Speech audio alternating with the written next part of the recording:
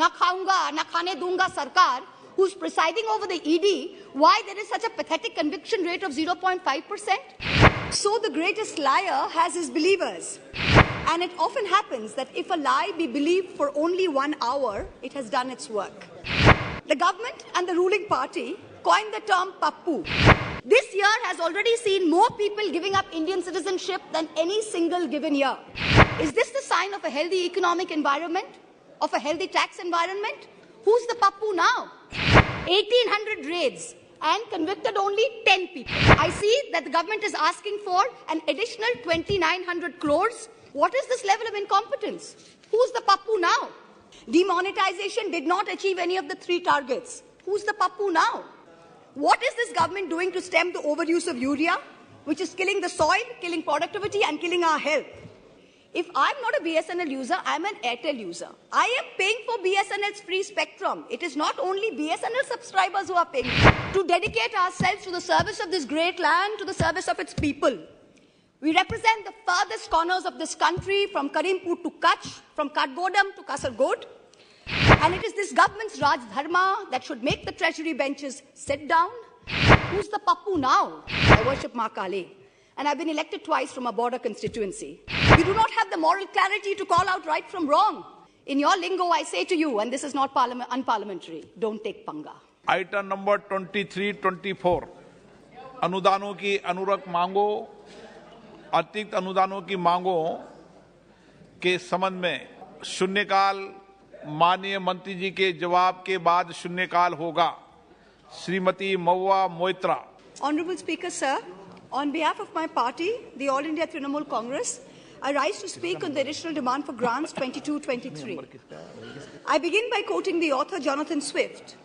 As the vilest writer has his readers, so the greatest liar has his believers. And it often happens that if a lie be believed for only 1 hour, it has done its work. Falsehood flies and truth comes limping after it. This government has us believe every February that this country's economy is going great guns. We are the fastest growing, most efficient global player. Everyone is getting employment. We're getting gas cylinders. We're getting electricity. We're getting pakka houses. This falsehood flies for about 8 to 10 months, and then the truth comes limping after it. And now we are in December, and the government says it needs another 3.26 lakh crores of additional funds over and above the budget estimate. The government and the ruling party coined the term Pappu. You use it to denigrate, to signify extreme incompetence. Let me use the next few minutes to point out what the data, the statistics tell us as to who the actual Pappu really is. NSO numbers were out yesterday. Industrial output has shrunk by 4% in October to a 26-month low. The manufacturing sector contracted 5.6%. Manufacturing is still the biggest generator of jobs.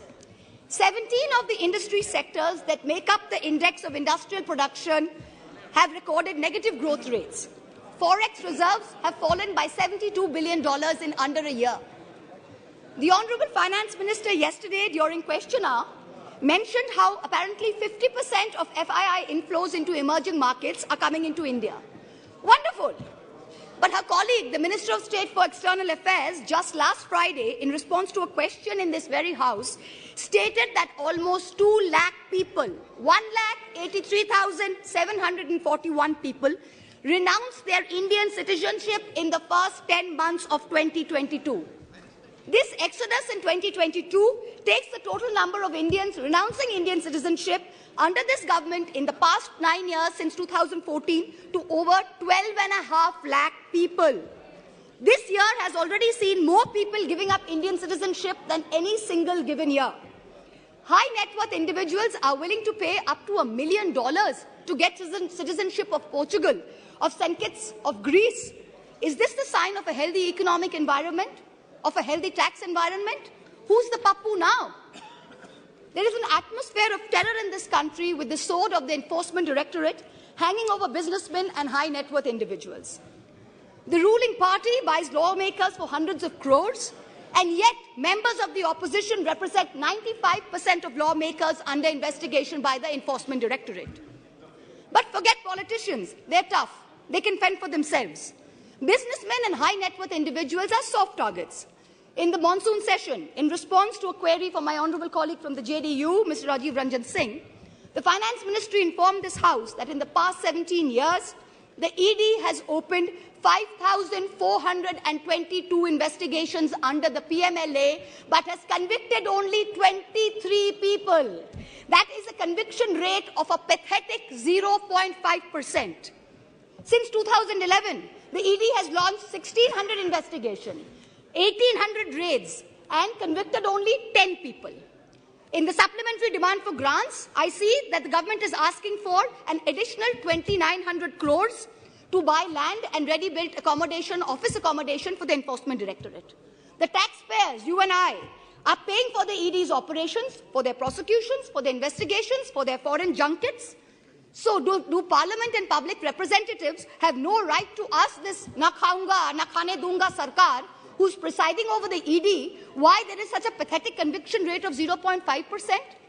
Is the ED's job only to harass people, or is it to actually track down and catch the perpetrators of financial crimes? What is this level of incompetence? Who's the Pappu now? Members of the ruling party continue to spread falsehoods about the benefits of demonetization ad nauseum, with no regard to the actual data. You have not achieved the goals of a cashless digital economy. You have not achieved the goals of phasing out fake currency, even after 6 years of your dhamaka announcement. Currency in circulation has doubled from 18 lakh crores in November 2016 to 32 lakh crores in November 22. Cash management company CMS's cash index for ATM hit an all-time high this Diwali. Cash is still king. Demonetization did not achieve any of the 3 targets. Who's the Pappu now? I've been reviewing the demand for additional grants, and there are various items in it that are shocking. From a total subsidy request of 1,09,000 crores in March, the Department of Fertilizers has asked for an equal amount in the supplementary request. Just urea alone is accounting for 86,000 crores. Phosphorus and potassium are controlled because they are nutrient-based subsidies. What is this government doing to stem the overuse of urea, which is killing the soil, killing productivity, and killing our health? What the soil needs is balanced use of fertilizers. Bengal has been promoting a balanced fertilizer blend of major fertilizers. And now we are suffering because the centre is starving us of the most popular mix of NPK, which is the basal application for potato.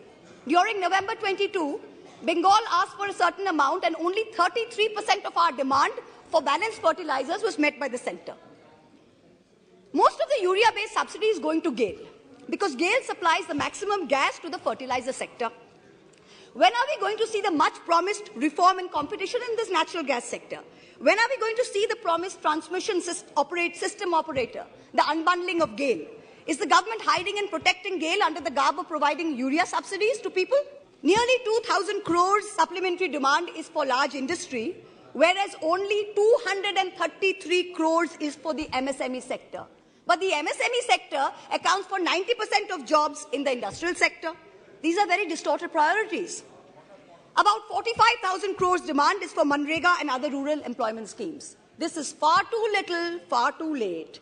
The rural sector accounts for nearly 2/3 of employment in this country. Field reports suggest that only a very small fraction of rural households are getting Manrega jobs. That too not more than 30 to 40 days instead of the assured 100 days.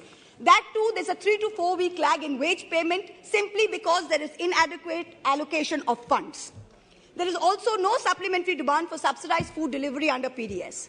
There's an overall anti-poor bias in the supplementary demand for grants.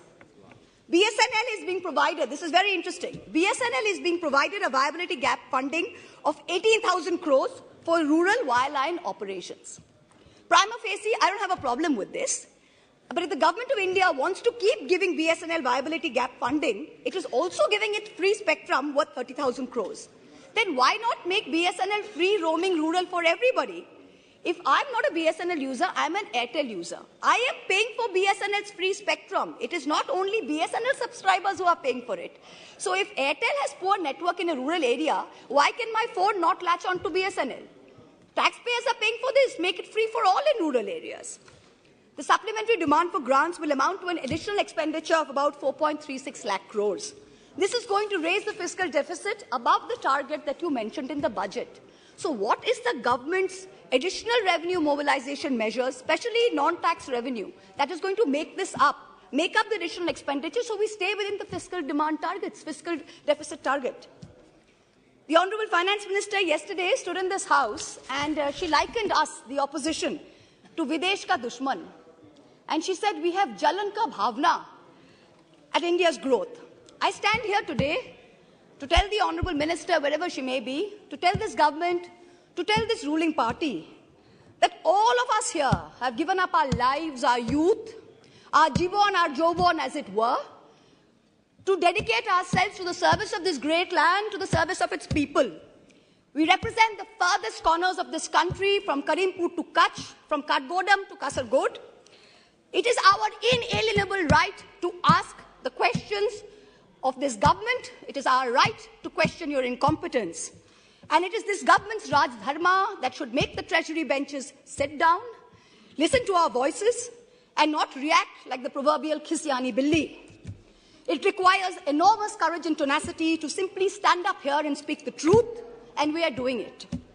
In contrast, the ruling party is moving from one incendiary issue to another, from the division of Bengal into North and South, to the Citizenship Amendment Bill, to releasing convicted lifetime murderers and rapists just before an election, to openly trying to challenge the judiciary into submission. You somehow keep hoping that you will scare India into submission and you will keep winning power term after term. But it's not working. You just went to election in 3 states. With all your might, with all your resources, you won in only one. The president of the ruling party could not hold on to his own home state. Who's the Pappu now?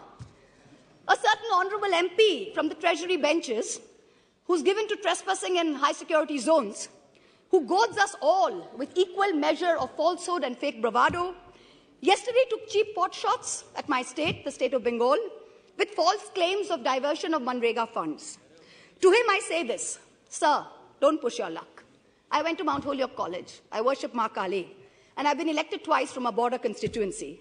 In your lingo, I say to you, and this is not unparliamentary, don't take panga. A certain Jari Booty Baba says publicly he likes women in saris, shalwars, and also nothing at all. In the presence of the wife of a deputy chief minister of the ruling party, hand on heart, ask yourselves, had any opposition leader said anything remotely similar, you would have been baying for their blood. The ruling party does not denounce it. There is no outrage. A convicted murderer and rapist is publicly giving sermons while out on parole, and leaders of the ruling party are listening to it. You do not have the moral clarity to call out right from wrong. Who's the Pappu now? People tell me to keep quiet, to make peace in the name of soft Hindutva. I am Hindu, but I refuse to play soft anything. What this country needs is an elected government which plays hard morality, hard legality, and hard economics. No soft anything. I urge this government and the finance minister to take control of the economy. And I urge the people of India to take control over who they give the reins of this country to. सवाल ये नहीं है कि बस्तियां किसने जलाई. सवाल यही है कि पागल के हाथ में माचिस किसने दी. This is a question that India needs to answer. Thank you very much. Jai Hind. ಹೆಚ್ಚಿನ ವಿಡಿಯೋಗಳಿಗೆ ಪ್ರತಿಧ್ವನಿ ಯೂಟ್ಯೂಬ್ ಚಾನೆಲ್ ಸಬ್ಸ್ಕ್ರೈಬ್ ಮಾಡಿ, ಬೆಲ್ ಐಕಾನ್ ಕ್ಲಿಕ್ ಮಾಡಿ.